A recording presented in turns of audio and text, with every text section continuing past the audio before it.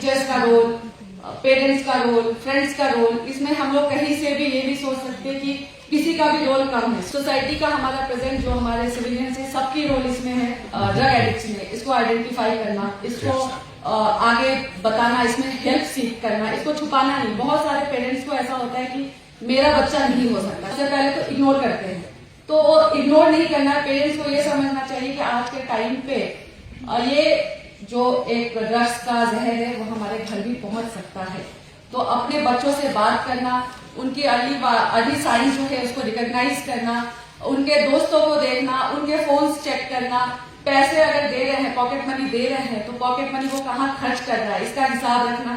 ये पेरेंट्स का एक बहुत जरूरी काम है, उनको देखना कि उनके बच्चे क्या कर रहे हैं। टीचर्स का, जो स्कूल में बच्चे अगर पढ़ाई कर रहे हैं, कोई पढ़ाई में अच्छा था, वो धीरे धीरे अगर स्किप कर रहा है, क्लासेस स्किप कर रहा है, उसका परफॉर्मेंस लो हो रहा है, वो आइडेंटिफाई करना कि वो बच्चे में क्या प्रॉब्लम हो रही है। फ्रेंड्स को सब कुछ पता रहता है कि उनके फ्रेंड्स क्या क्या रहे हैं, वो कहाँ जा रहे हैं, किन से बात कर रहे हैं।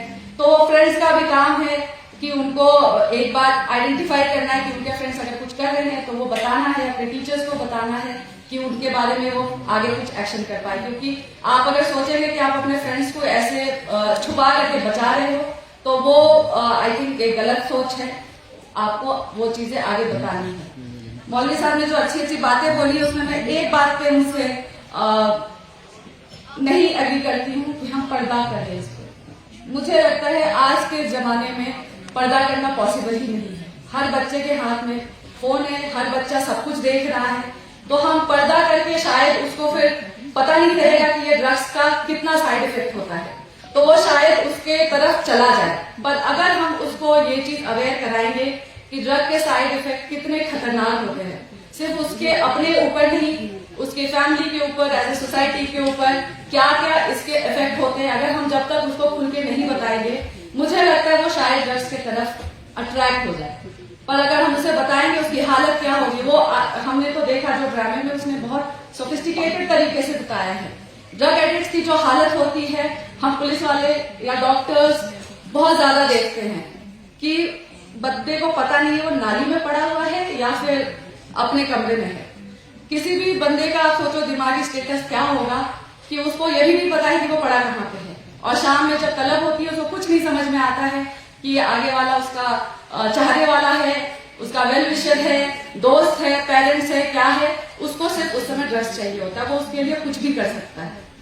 तो ये हम पर्दा नहीं कर सकते, ये हमें अपने बच्चों को बताना है कि आपकी हालत क्या होगी, उनको ये समझाना है कि इससे दूर ही, जितना दूर रहे उतना बेटर है। यहाँ की डिस्ट्रिक्ट पुलिस की एज ए हेड मैं ये आपको बताना चाहूंगी एंड आपको अश्योर करना चाहूंगी कि हम लोग अपने तरफ से सप्लाई साइड को बिल्कुल कंट्रोल करने की कोशिश करेंगे। बिल्कुल इस पे सबसे जितना भी ज्यादा हम लोग कर सकते हैं वो करेंगे। हमने इस साल ऑलरेडी 7 प्रॉपर्टी सीज की है जो ड्रग पेडलर्स का है, और आगे भी करते रहेंगे। एज ए सोसाइटी आप क्या कर सकते हैं, आप हमें प्लीज इन्फॉर्मेशन दें, क्योंकि एज ए सोसाइटी पता रहता है कि किसको ज्यादा पैसे आए हैं, पैसे कहाँ से आए हैं, ये क्या काम करता है, वो पता रहता है। सोशली बॉयकॉट करे उधर, आप मस्जिद में एंट्री मत दे उन्हें, आपके बीच में घूम के वो आपके बच्चों को जहर बेच रहे हैं, या उनको पता चलना चाहिए कि ये सोसाइटी को एक्सेप्टेबल नहीं है। आप हमें प्लीज इन्फॉर्मेशन दें, हम इस पे जितनी ज्यादा एक्शन हो सकेगा करेंगे।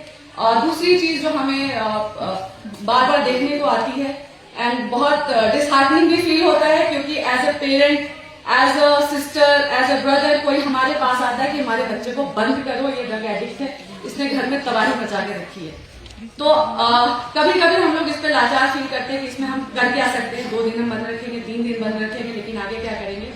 तो अभी आज सुबह ही हम लोग ने, मैं और डीसी साहब भी बात कर रहे थे कि इसमें हम लोग पूरी कोशिश करेंगे कि हमारे तरफ से जितना भी मेडिकल असिस्टेंस हो सकता है, रिहैबिलिटेशन का हो सकता है, हम लोग जरूर करेंगे। आपके नजर में अगर कोई एडिक्ट भी आता है तो आप प्लीज हमें बताइए और हम लोग कोशिश करेंगे उसको पूरी रिहैबिलिटेशन।